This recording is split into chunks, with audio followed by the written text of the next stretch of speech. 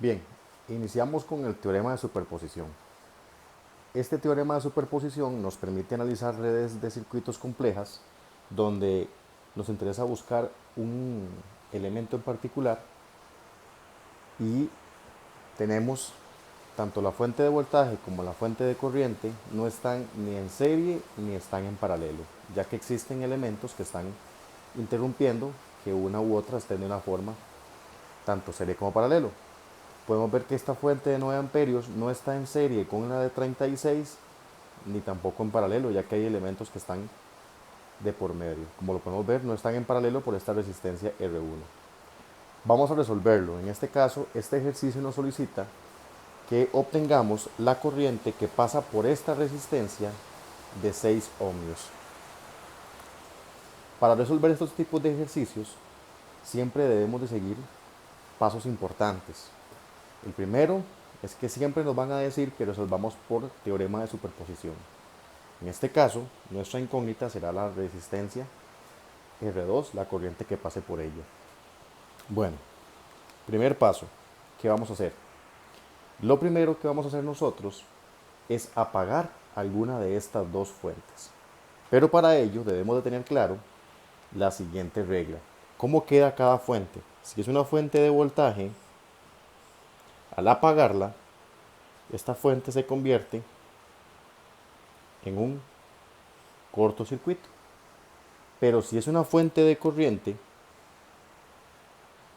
con la dirección que sea, esta fuente de corriente se convierte en un circuito abierto. Donde existía ya sus terminales quedan abiertos.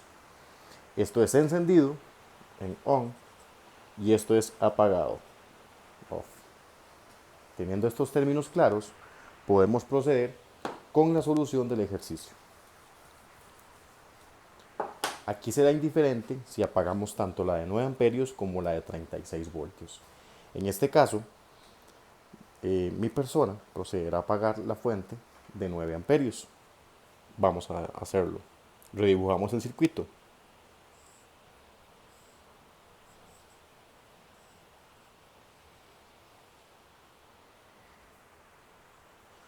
Y estos puntos donde existía la fuente quedarán como un circuito abierto. Aquí está la resistencia de 6 ohmios.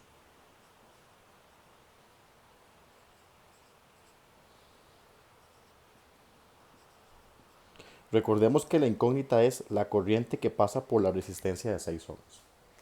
Bueno, una vez que tenemos este circuito con la fuente de 9 amperios apagada, nos queda un circuito sencillo en serie, ya es fácil de analizarlo, donde la corriente que sale de la fuente de 36 voltios será la corriente que circule por la resistencia R1 igual a R2, ya que por el camino donde existía una fuente de corriente será un camino nulo, es como que esto de aquí no existiese.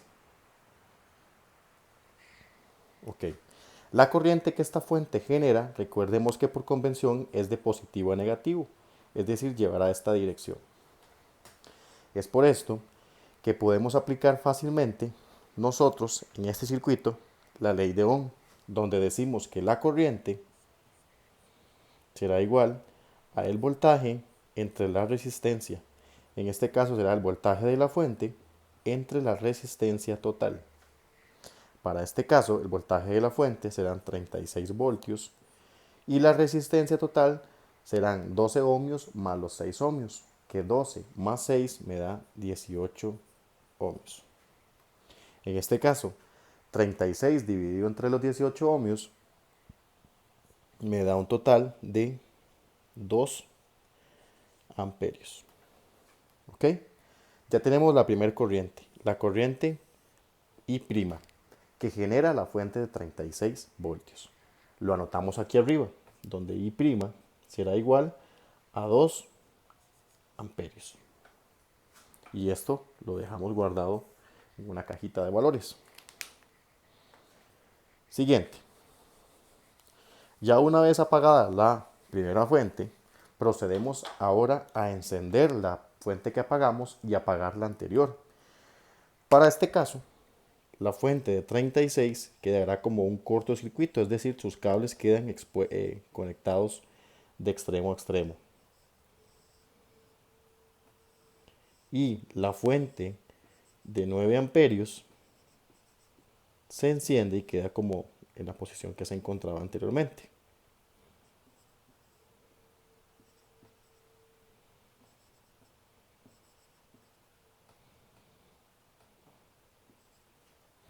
Perfecto.